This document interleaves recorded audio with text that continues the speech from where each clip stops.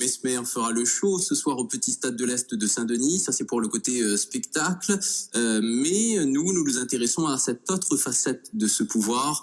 Grâce à l'hypnose, on peut soigner certaines pathologies, des addictions, des troubles du sommeil et même le stress. On peut aussi atténuer, figurez-vous, voire régler les états de deuil ou de compulsion.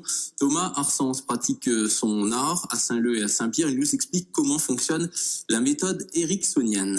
Ça consiste à ouvrir l'inconscient de la personne, à permettre à ce que l'inconscient devienne plus réceptif aux suggestions de l'hypnotiseur. Quand on est dans cet état-là, on va dire que l'esprit conscient, le mental, a tendance à devenir un peu moins critique.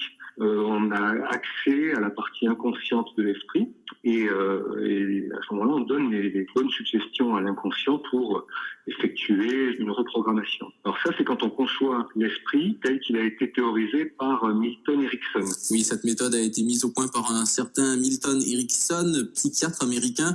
Elle se base sur la dissociation de l'esprit entre sa part consciente et sa part inconsciente.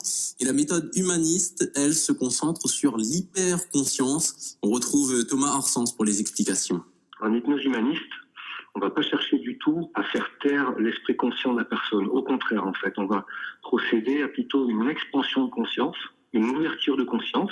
On va permettre à la personne de prendre conscience de davantage de choses dans le moment présent. Et le fait de se focaliser et d'ouvrir sa conscience comme ça va créer un état modifié de conscience, non pas avec moins de conscience, mais avec, à l'inverse, plus de conscience. Voilà, ça fait beaucoup de conscience, hein. Oui. On est un peu hypnotisé par ces paroles.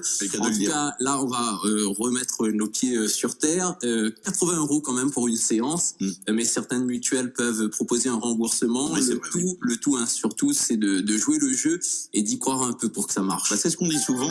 En fait, le patient, hein, si on peut l'appeler comme ça, fait 50% du chemin finalement, hein, pour se dire bon ben j'y vais et puis je joue le jeu de manière à ce que voilà ça puisse me rendre service et me soigner pour telle ou telle chose. 7h42 déjà. Yannick, vous nous rappelez